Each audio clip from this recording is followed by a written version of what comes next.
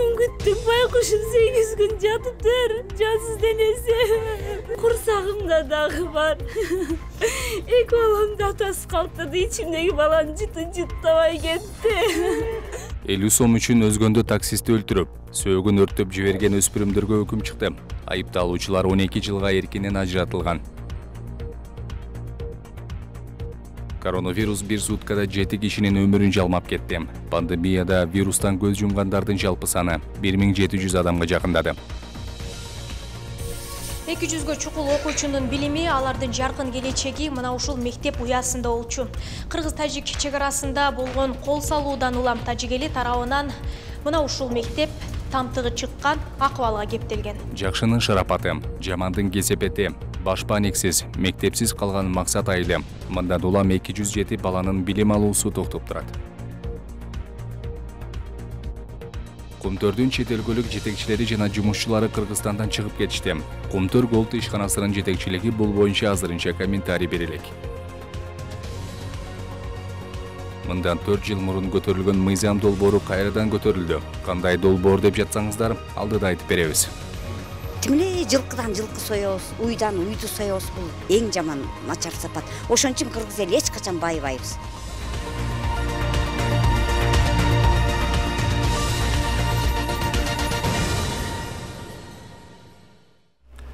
Саламатсыздарбы, Нур телеканалынан Нур Ньюс маалымат программасы. Сиздер менен мен Арсамат Аланов, кесиптештер менен биргеликте күндүн негизги окуяларын тааныштырабыз. Өзгөндө таксисти мыкайчылык менен өлтүрүүгө шектелген 2 өспүрүмгө карата соттун өкүмү чыкты. Бул тууралуу Ош облустук сотунун маалымат кызматы кабарлады. Билдирүүгө ылайык айыпталуучулар 12 жылга эркинен ажыратылган. Андан сырткары сот алардын бирин 70 000 сом, экинчисин 15 000 сом айыппул төлөөгө милдеттендирген. Кылмышты угуп, бирок милицияга кабар бербегендиги үчүн камалган шектүүлөрдүн 2 досу дагы кылмышты жашыруу беренеси менен күнөөлүү деп табылып, 3 жылдык мөөнөткө эскертүү менен ата-энелеринин карамагына өткөрүлүп берилген. Белгилей кетсек, өткөн жылдын июль айынын аягында Өзгөн районунун 29 жаштагы тургунунун өрттөлгөн сөөгү дарыянын жээгинен табылган. Бул кылмышка шектелип, Өзгөн шаарынын 16 жана 17 жаштагы тургундары кармалып, тергөөдө күнөөнү мойнуна алышканы кабарланган. Коронавируска каршы республикалык шам штабтын 11 майдагы маалыматына ылайык соңку бир суткада илдеттен 7 бейтап каза болду. Алардын 5-өө Бишкекте, 1-өө Чүйдө, дагы 1-и Ысык көл облусунда катталды. Муну менен пандемияда вирустан көз жумгандардын жалпы саны 1667 адамга жетти. Акыркы суткада 379 киши коронавирусту жугузуп алды. Алардын көбү Бишкекте жана Чүйдө катталды. Учурда 1703 бейтап стационарда дарыланып жатат. Алардын ичинен 95 бейтаптын абалы өтө оор экени кабарланды. Айта кетсек, учурда Кыргызстанда Кытайдын Sinopharm жана Орусиянын Sputnik V вакциналары менен эмдөө жүрүп жатат. Министрлер кабинетинин төрагасы Улукбек Марипов өлкөдөгү эпидемиологиялык кардал боюнча кечээ 10 майда кеңешме өткөрүп, эмдөөнү тездетүү керектигин белгилеген. Баткендеги чек ара окуясында жарат алып, Бишкектеги травматология жана ортопедия борборунда дарыланып жаткан бейтаптардын 3-өө реанимацияда, алардын абалы оор. Жалпысынан бул борбордо Баткенден четкилген 36 адам дарыланып жаткан. Алардын 9-у бүгүн аскердик госпиталга которулду, 2-өө үйүнө чыкты. Өкмөттүн соңку маалыматына караганда, чек ара окуясына 154 адам жарат алган. Алардын 57-си Бишкектеги 3 ооруканага жаткырылган. 28-30 апрелде Кыргыз-Тажик чек арасындагы куралдуу жаңжалда 36 кыргызстандык курма болду. Буга чейинки маалыматтарда жараат алгандар 180ден ашуун экени айтылган. Жараат болгондордун 36-сы Бишкектеги травматология жана ортопедия борборуна, 12-си улуттук хирургия борборуна жана 9-у улуттук госпиталга жаткырылган. Тажик тараптан 19 адам каза болуп, 87-си жараат алганы расмий жарыяланган. Лейлик районунун Максат айылындагы мектеп жана бала бакча чек ара жаңжалынан улам талкаланып, жараксыз абалга кептелген. Мындан улам 207 баланын билим алуусу токтоп турат. Аталган мектеп 2017-жылы жаңыдан салынып, пайдаланууга берилген болчу. Чек ара жаңжалында тажикстандык чарандар тарабынан тонолуп, андан соң өрттөлүп жиберишкенин жергиликтүү тургундар биздин чыгармачылык топко маалымдашты.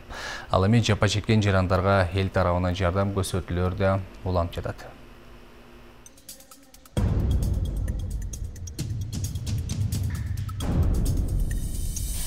200-гө чукул окуучунун билими, алардын жаркын келечеги мына ушул мектеп уясында болчу.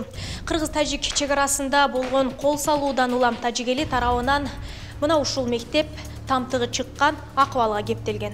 Баткен облусунун Максат айылындагы Максат атындагы орто мектеп Кыргыз-тажик чек-арасындагы жаңжалда талкаланган. Айылда бул мектептен башка билим берүү имараты жок. Аталган билим уясы мындан 4 жыл мурун мамлекет тарабынан жаңыдан салынып берилген. Мында 207 окуучу билим алып, 32 жаран эмгектенген. Алардын 22си мугалимдер, 10 техникалык персоналдар. Өткөн чек-ара жаңжалынан кийин бул мектеп жарактан чыккан. Бул мектеп салынгыча өтө нар жакта окуйт эдик, нарга. Азыр о 8 болуп күйүп калган, ал балдар бакчасына берилген азыр. Балдар бакчасы финский болгондуктан тегиз күйүлүп, тегиз болуп калган жер бети менен. Муну 2017-жылы бүтүрүп, о 2017-жылы сентябрдага жаңыдан ишке кирген Максат орто мектебиге. Мамлекет куруп бергенде толук эч кандай кемчилиги жок, бардык шарты менен ушу куруп берип, окуучулар бардык бир исменде окуп жатышканда. Кыргызстандыктар турак жайын таштап артка чегинери менен Тажикстан тургундары чек-арадан бастырып кирип, кыргызстандыктардын болгон мал мүлкүн талап тоноого алган. Айтылып жаткан билим уясындагы техникалык каражаттар алдын ала уурдалып, кийин өрттөп жиберишкенин мектеп мугалим айтууда. Чек-ара бөлүнбөсө мындай экен да, булар кирип келип тоноп, элдери, Тажикстан элдери тоноп, аз келгенсип мынантип күйгүзүп кеткен. Мына мектеп окуучулардын мына окуп турган мектепти тоноп биринчи, анан кийин күйгүзүп кеткен. Компьютерлерден турат, компьютерлер, оргтехникалар, башка нерселер баардыгын тоноп туруп, кийин күйгүзүп кетип калган. Өрттөнүп кеткен Максат атындагы орто мектептин бет маңдайында эле бала бакча орун алган. Бул бала бакчанын дагы учурда эч нерсеси калбай, тамтыгы чыккан абалга кептелген. Учурда тазалоо иштери жүрүп жатат. Эки тараптуу кагылышуудан үй жайын таштап качкан тургундар айылдагы турак жайлар жана социалдык объектилердин мындай талкаланып, жараксыз абалга кептелип калышын билишкен эмес. Жүздөгөн бала тарбияланып келген бул бала бакча өрттөн урап күлгө айланган. Ал эми мындай кейиштүү абалга кабылган чек-арада чектеш жашаган элге жардам көрсөтүүлөр уланып жатат. Өлкөнүн Борбор калаасынан келген демилгелүү жаштар бир гана керектелүүчү каражат жагынан эмес, моралдык, физикалык жактан да көмөк көрсөтүү үчүн келишкен. Мынакей бүгүн ушул Баткен жергесине келип отурабыз. Азыр Максат айылындабыз. Бүгүн кечинде бул жерде ооз ачуу кылып, ушул жерге кой сойдук. Кой союп, бата тилеп, Куран окутуп, анан ошо жергиликтүү элдерге ушул акчабызды тапшырабыз бүгүн буюрса. Бул жерден да сүйлөшүп атабыз, эмне жардам керек деп. Эгерде бул жерди тазалаш керек же бир нерсе кылыш керек десе, ал жагынан да жардам көрсөтүп жатабыз да. Кыргыз элинин мындай кыйын кырдаалда бир муштумга түйүлгөнү өлкөнүн ынтымагын дагы да бекемдеп жатат дешет кайдыгер эмес жарандар. Чектеш аймактагы жапа чеккен жарандарга Кыргызстандын ар бир бурчунан келген жарандардын саны үзүлө элек. Ушул нерсени уюштуруп, алыска жумал районунан келип, өз менен көрүп, өз кол менен жеткирип, мына ушундай жакшынакай болгон кыргыздын жигиттери, биз барбыз Баткен, сен жалгыз эмессиң деген мааниде ушундай келип отурушат. Баарыбыз жети область биримдикте биз кыргызбыз деген уран менен чогуу ынтымакта иш алып барып, ушундай башка түшкөн чоң кайгыны эгерде тең бөлүшүп, тең баарыбыз көңүлүбүздү айтып, көңүлүбүздү буруп, ушул жерден жардам берсек, Кудай буйрса, кийинки жаштарыбыз да жакшы өсүп, жакшы тынч өлкөдө жашайт деп ишенебиз. Эске салсак, чек-ара чатагында Максат айылында 89 үй, мектеп, бала бакча, ФАП, милициянын аймактык пункту, айыл башчынын имараты өрттөлүп, жараксыз абалга келген. Азыркы учурда айылда 50гө жакын убактылуу үй тигилген. Нурзада Сыдыкова, Дилет Нышанбаев, Нурньюз, Лейлек району.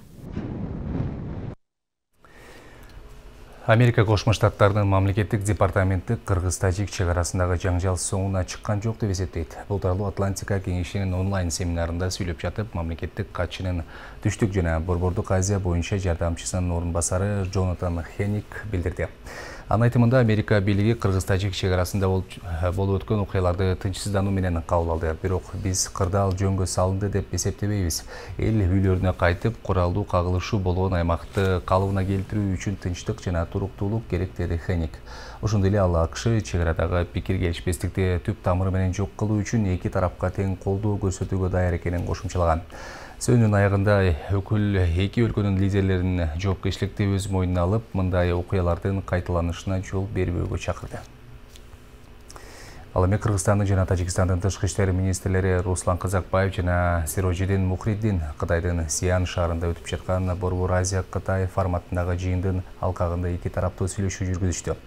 Кыргызстандын тышкы саясий мекемесинин басма сөз кызматы билдиргендей, министрлер эки өлкөнүн аймагын жана чек арасын өз ара урматтоону, буга чейин жетишилген бардык макулдашууларды жана мурда кол коюлган протоколдорду бекем сактоону жактай турганын билдиришти. Ошону менен катар чек ара аймактарында тынчтыкты, туруктуулукту сактоого багытталган мындан аркы биргелешкен иш-аракеттерди белгилешти. Жакынкы келечекте боло турган жогорку жана эң жогорку деңгээлдеги иш-чараларды уюштуруу маселелерин талкуулашты. 28-30 апрелде Кыргыз-Тажик чек арасындагы куралдуу жаңжалда 36 кыргызстандык курман болду. Тажик тараптан 19 адам каза болгону расмий айтылды. Эки өлкө бул үчүн бири-бирин айыптап, кылмыш иштерин козгошту.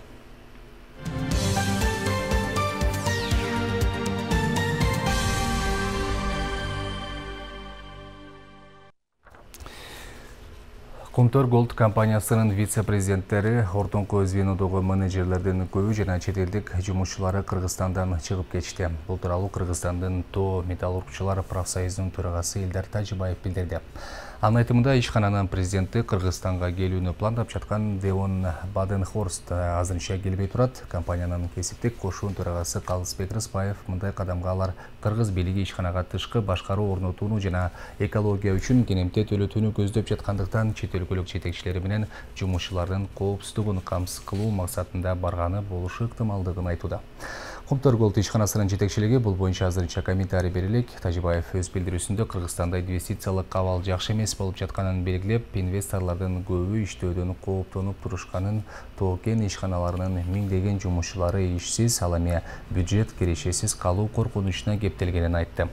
7 майда Бишкектин Октябрь райондук соту Кумтөр Голд компаниясын Кыргызстандын экология мыйзамдарын бозганы үчүн мамлекетке 261 миллиард 719 миллион сом келемте төлөп берүүгө милдеттендирген.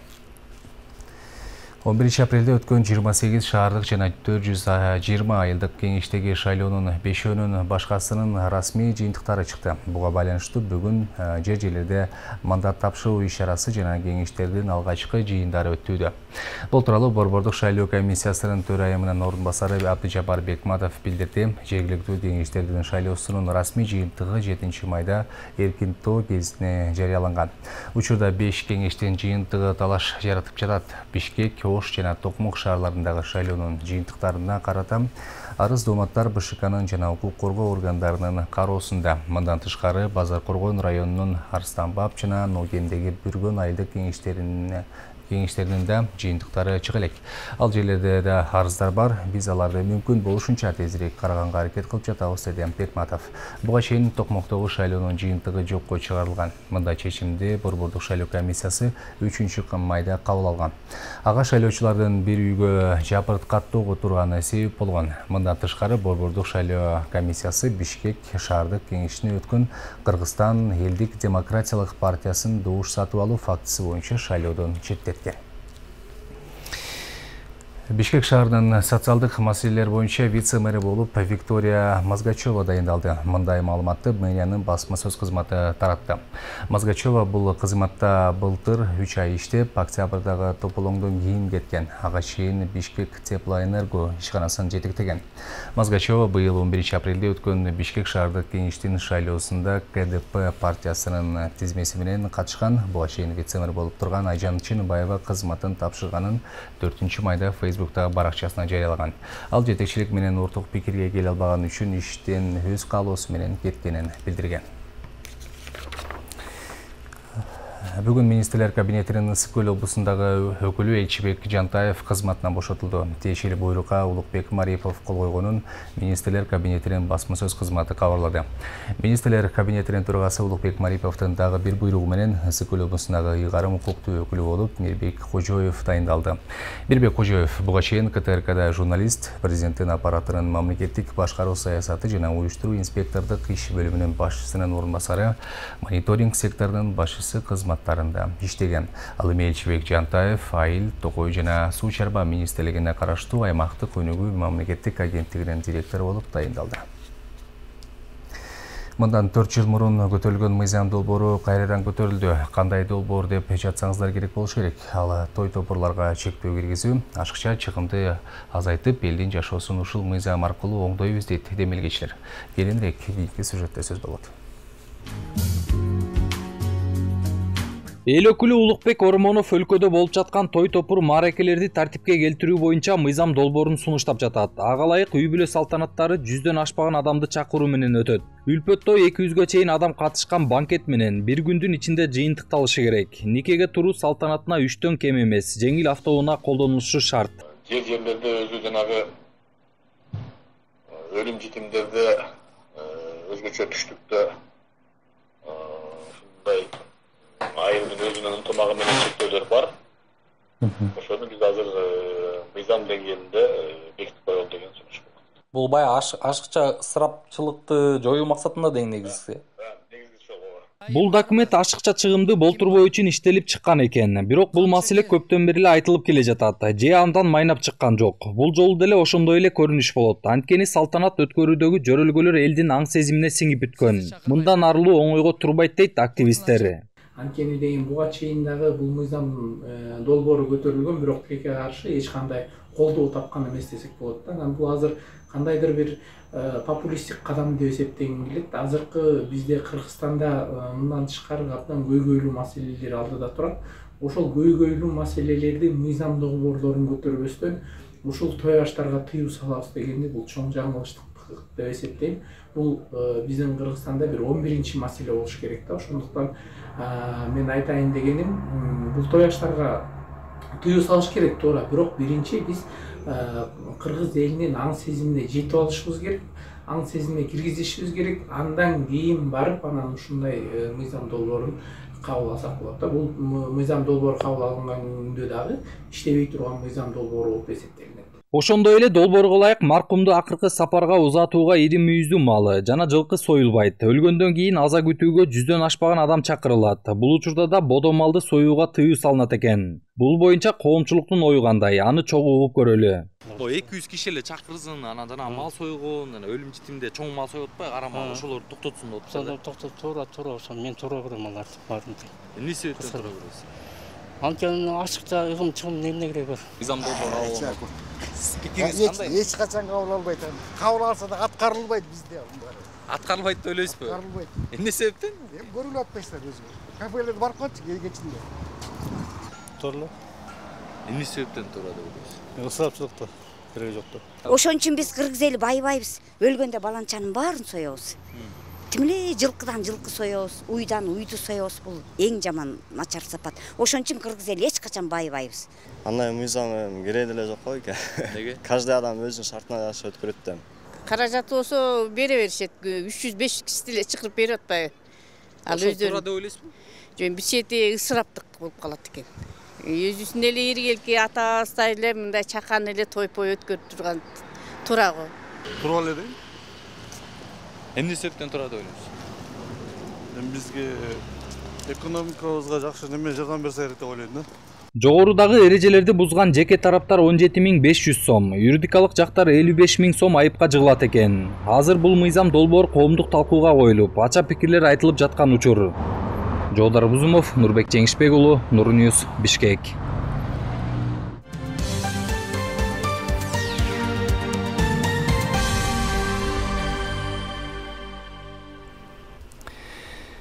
Эми дүйнө кабарларына токтолобуз. Татарстандын борбору Казанда 1 майда номер 175 гимназиядагы ок атуудан бери дегенде 8 киши каза тапкан. Алардын басымдуу бөлүгү балдар. Алардын бири мугалим болушу мүмкүндүгү айтылууда. Бул арада Израилдин куралдуу күчтөрү Газа тилкесин көзөмөлдөгөн Хамас тогуна аба соккуларын жасады. Израилдин маалыматына караганда андан ислам радикалдардан кеминде 3төн көп адам өлгөн. Толугураак алдыда баяндалат. Татарстандын Борбору Казанда бүгүн 175-чи гимназияда ок атылды. Ок атуудан бери дегенде 8 киши каза тапкан. Алардын басымдуу бөлүгү балдар. Алардын бири мугалим болушу мүмкүндүгү айтылууда. Окуя болгон жерде куткаруучулар иштеп жатышат. Имарат курчалып турат.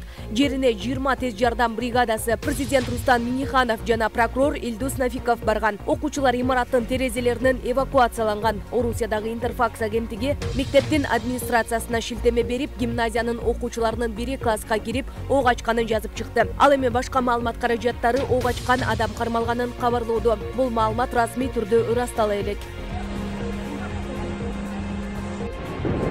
Израилдин күчтөрү Газа тилкесин көзөмөлдөгөн Хамас тобуна аба соккуларын жасады. Израилдин маалыматына караганда андан ислам радикалдарынан кеминде 3 адам каза болгон. Ашар Талафсат гезити алардын арасында Хамас тобунун лидерлеринин бири Мухаммед Фаят да бар экенин жазды. Палестинанын Газа тилкесинин саламаттык сактоо министрлиги Израилдин аба чабуулдарынан 20 киши набут болгонун, арасында балдар да бар экенин билдирди. Израилдин бул чабуулу 10-майда Хамас тобу Израилдин полициясы менен кагылышууларда 300дөй палестиналык жараат алганына жооп катары Газа тилкесинен Иерусалим тарапка бир нече ракета атканына байланыштуу болду. Американын Такони шаарында баш католик чиркөөсүнүн имараты күйүп кетти. Өрт курулушту каптап, чатырын ылдый кулаткан. Имараттан таш дубалдар гана калган. Чиркөө 19-кылымдын аягында курулуп, ага Папа Лео I ысымы ыйгарылганы кабарланууда. Өрттүн себептери иликтенүүдө. Чиркөө чиркөөлөрдүн биригишине байланыштуу 2013-жылы жабылган. Грузиядагы эң ири оппозициячыл партия саналган Бириккен улуттук кыймылдын лидери Ника Мелия тергөө абагынан бошотулду. Мындай чечимди Тбилиси шаардык соту 10-майда кабыл алган. Оппозициячыл саясатчыны анын тарапкерлери абактын алдынан тосуп алышты. Мелиянын бөгөт чарасынын өзгөртүлүшүнө демократия үчүн Европалык фонддун кепилдик катары $11,6 күрөөгө койгону себеп болду. Аны бошотуу бийликтеги Грузин кыялы партиясы менен оппозициянын ортосунда 19-апрелде кол коюлган макулдашуусунун бир бөлүгү болчу. 41 жаштагы Ника Мелия 2019-жылдагы ири демонстрацияларда массалык башаламандыкты уюштурду деп айыпталып жатат. Оппозиционер саясий куугунтукка кабылганын билдирүүдө. Ал быйыл февраль айында күрөөнү төлөбөгөнү үчүн камакка алынган. Швециянын Мельбю клубунун чабуулчусу Якоб Мельгстрем Эстерсунд клубуна гол киргизип, атаандашынын дарбазасында бузуп кетти. Бул тууралуу telegraph.com маалымат булагы жазды. Өлкө чемпионатынын 5-турунун алкагындагы беттештин 38-мүнөтүндө чабуулчу капталдан чыгарылган топту башы менен сүзүп голго айланткан. Катуу күү менен келген оюнчу өзүн токтото албай, дарбаза мамысына урунган. Футболчу андан жабыр тарткан эмес, тескерисинче голун майрамдап чуркап кеткен. Ал эми дарбаза мамысы кыйшайып калган. Кызыктуу окуя менен коштолгон бул гол Мельбю үчүн беттештеги жалгыз жана жеңүүчү гол болгон.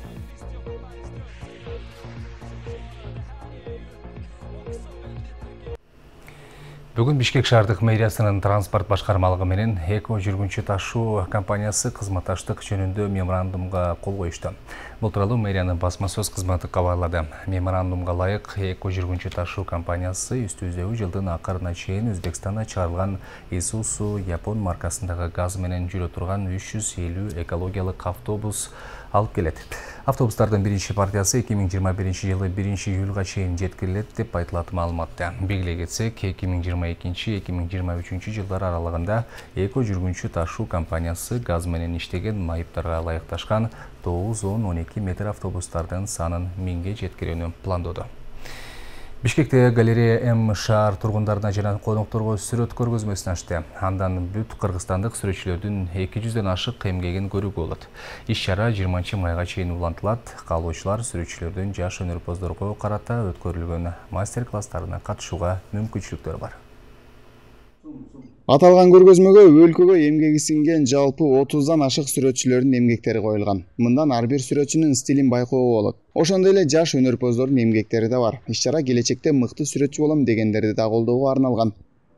Это у нас юбилейный год, 30-летие, и мы стараемся в этом году такую насыщенную, интересную, активную такую именно в плане художества. Бизден галереянын быйылкы 30 жылдыгына карата ушул көргөзмөнү ачтык. Биздин шаар тургундары үчүн дайыма эшигибиз ачык. Көргөзмөгө заманбап жана өткөл мезгилдин белгилүү сүрөтчүлөрүнүн эмгектери коюлган. Учурда жалпы 30дан ашык сүрөтчүнүн 200дөй эмгеги көргөзүлүүдө.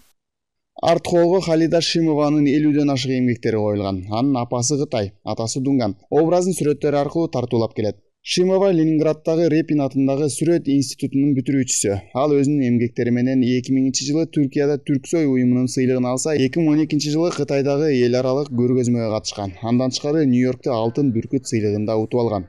Скажите, вот по миру, да, много музеев всяких разных, и они не закрываются.